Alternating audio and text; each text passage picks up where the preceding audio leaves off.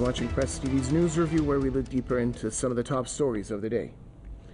Ukraine's intelligence agency has for the first time acknowledged a sabotage operation that badly damaged a bridge connecting Russia to Crimea in October last year. Speaking on national television, the head of the security service of Ukraine said his agency was behind the attack.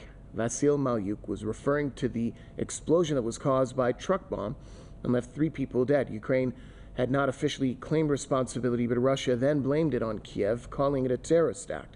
Earlier this month, the bridge came under another attack by 2 maritime drones, which Russia said was launched by Ukrainian forces. Kiev has yet to confirm the recent attack, but Ukrainian officials had earlier portrayed the bridge as a legitimate target. The bridge is a vital supply route for Russian forces in the war with Ukraine. Well, joining us on this edition of the News Review, we have journalist Dmitry Zolotarev, who's joining us from Irkutsk, Russia. Also, we have independent researcher and author Greg Simons, who's joining us from Uppsala, Sweden. Let's start off with Mr. Zolotarev. Sir, give us your thoughts on this recent acknowledgement by Ukraine's intelligence agency regarding the bridge linking Crimea to Russia. Means nothing to me, basically. It was a terrorist attack. It was held in a style of terrorists used to do that, and this acknowledgement means nothing. It was absolutely clear that Ukraine, it was on Ukraine's hands, and not without help from Ukraine's foster parents. You know what I mean. So what else can I say? Ukraine cannot portray the bridge as a legitimate military target.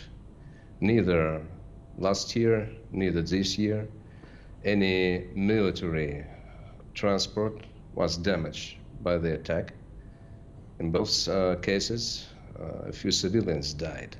So the style which was used to carry on the attack was clearly terrorist style. So this acknowledgement, I can say that again, means absolutely nothing. It's like, you know, I'd rather not say that. I don't have proper words for that. I mean, which I can say on TV.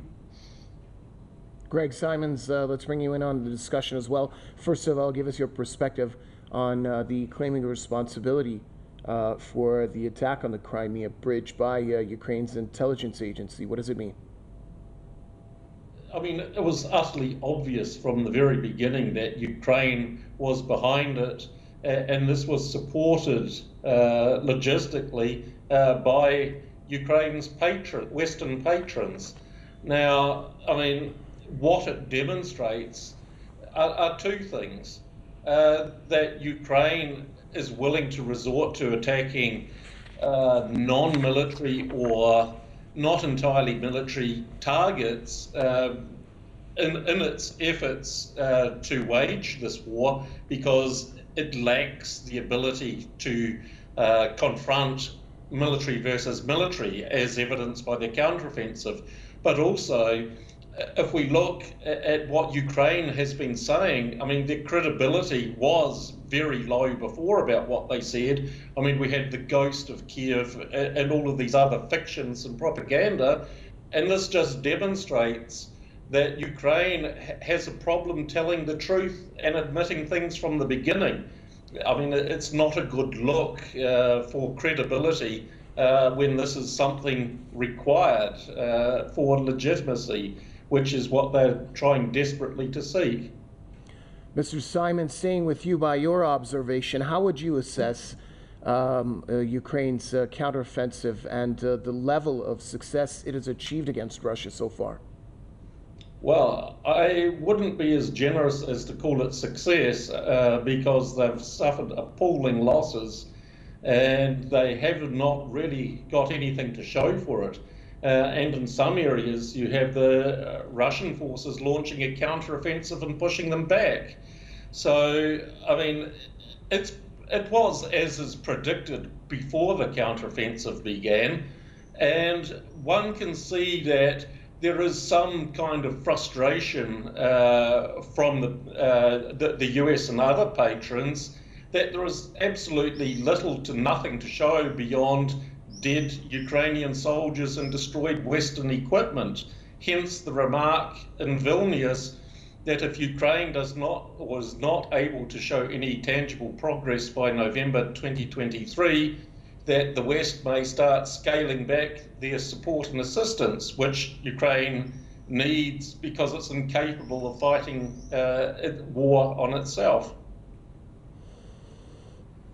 Mr. Zolotarev, give us your perspective on the Ukrainian counteroffensive, and also coupled with what we've been hearing over the past by Russian officials, that the support that the United States and its allies are giving Ukraine will not change the reality on the ground, and in fact the opposite, it will only prolong the war. Yes, absolutely. First, I totally agree with my counterpart here. You cannot call it counteroffensive. This is a pathetic effort to carry on an offensive against Russia's defensive lines. Ukrainians could barely reach the first line of Russian defense, which is designed to be pushed through and then to crush, reaching the second line. But they haven't reached the second line of attack. Russians let Ukrainians to enter the first line, then calling up artillery and crushing them down.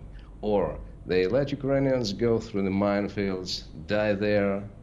They try to clean the way through the mines, then call on their machinery, and then Russians also calling on artillery and grinding them up. So this counteroffensive, since the very beginning, has been designing to throw the people of Ukraine, whom they grab on the streets, who do not want to go to war, into the meat grinder, which they call counteroffensive.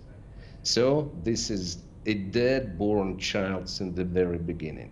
So concerning the Western supply of weapons, well, they are getting exhausted because West is running out of munition, of machinery, and they have to get years to restaff the military equipment they are sending to Ukraine. So they are now sending equipment and munition from their substance, not from their surplus, and the substance is being depleted.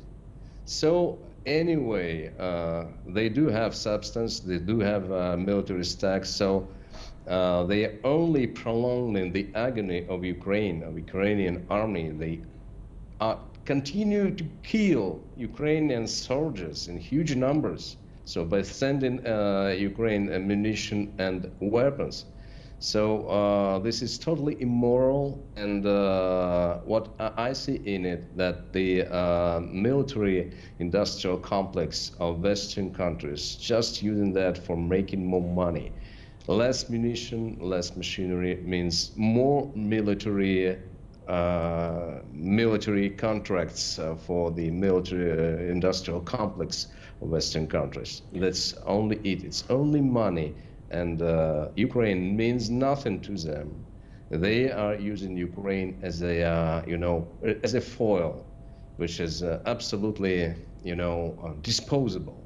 So that's how they consider Ukrainians. They don't care about Ukraine. They don't care about Ukraine as a nation. They don't care about Ukraine as a state.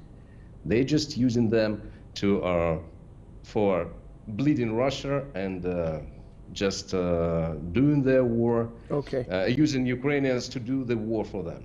All right, thanks a lot, gentlemen. Dmitry Zolotarev, journalist, joining us from Irkutsk, Russia, and independent researcher and author Greg Simons joining us from Uppsala, Sweden. With that, it brings us to an end here on this edition of the News Review, but stick around, there's plenty more to come here on Press TV.